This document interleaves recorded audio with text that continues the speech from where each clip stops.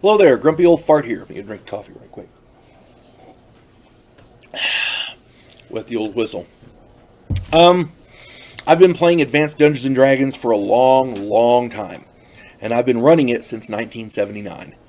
Over the years, I've come to realize that not every rule in the books is necessary, and in fact, some of them are detrimental.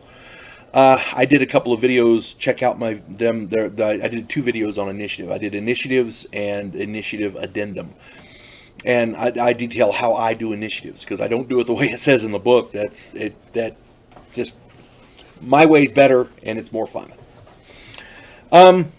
Some rules that I ignore, and this is for the dungeon masters out there as well as players, primarily for dungeon masters.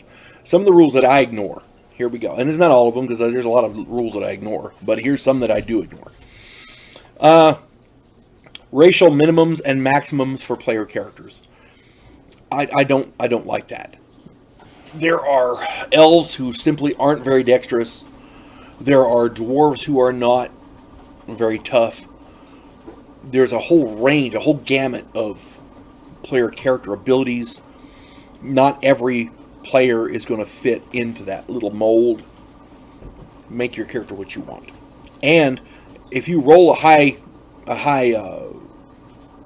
you roll a low constitution for your dwarf, live with it. Just the way it is. According to the rules, player characters of many races cannot be clerics or druids. I never liked that. I never liked that at all. As far as druids go, nature should accept everyone. If you're a living being, a natural living being, you fit in nature somewhere. So anybody can be a druid. As far as clerics goes, anybody who worships a god can be a cleric. You see what I'm saying? Gods exist where worshippers exist to worship them. If you can worship a god, you should be able to be a cleric. Okay?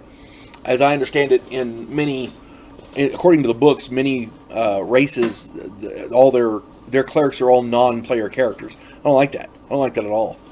That closes those races off, or those classes off from certain races, and I don't like that. So any sentient PC can worship a god and therefore should be able to be a cleric.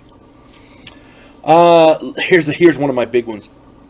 Level limits for certain classes for certain races. I never like that. If you could be a 30th level cleric, now there are some races who can't be certain classes. For example, a dwarf can't be a wizard. It says in the book, dwarves cannot be wizards. There's a stated right there.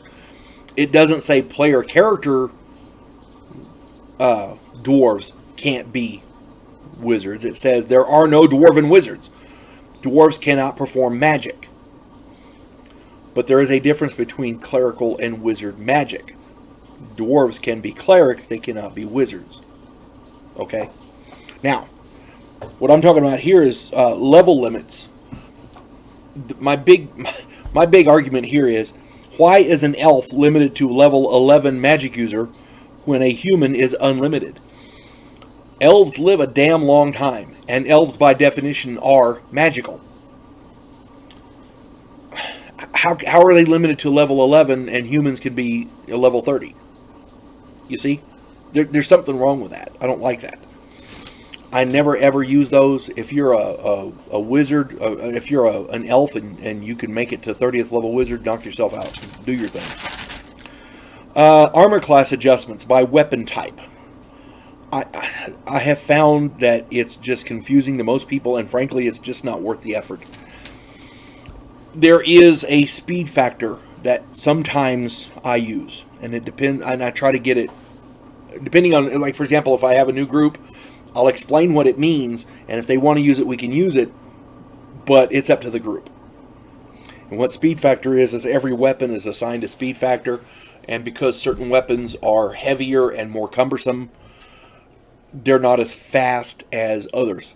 So whatever the speed factor is, you subtract from your initiative. So if you roll, using my system, if I roll a d10 and I get a +2 to my initiative, and say I roll a 7, and that means my initiative is a 9. But I'm using a big, bad, heavy, two-handed sword. If I recall correctly, The speed factor on that is a 10. So I roll my total initiative of 9, and then I subtract 10, I'm actually going on -1s. Sometimes it's advantageous to go last in a round, but more often than not, you want to get your hit in first, because if that guy dies, he can't kill you. You see what I'm saying? So a lot of times, most players don't even use it, and I don't blame them. But there's still, you know, there are reasons why you could use it. I can understand it.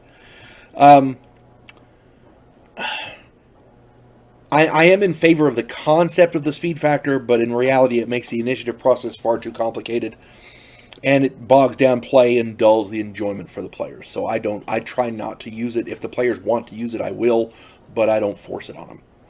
Another rule, this happened years ago. Somebody came up with that term THAC0, and if you don't know what that means, THAC0, 2-hit armor class 0. It's the number you have to roll with your character, whatever character you're using, in order to hit armor class 0. Okay? A lot of people are dead set on it. I had a player ask me one time, he kept bugging me, what about THAC0? What about THAC0? I said, fuck THAC0. I don't even use it. I've never used it. Why? I have a chart. It's right here. I can tell you what it is. If a player is bound determined to use THAC0, knock yourself out. I don't care. But when you roll your THAC0 and you don't hit the monster, well, wait a minute. You mean he's got a better armor class than 0? Yeah, you know. Again, these are rules I generally ignore in my game. Feel free to use them if you want. And again, as a dungeon master, it's your game. You run it how you want. My primary rule is to have fun. And I really, really hope everybody does have fun playing this game. But there are certain rules that I feel bog down gameplay, and they don't make any sense, and they keep the game from being as fun as it could be. They make the game less fun. So I try not to use them. But again, if you can make them work and they're fun, hey, knock yourself out. I'm not going to argue with you. You folks have a good day. God bless one and all.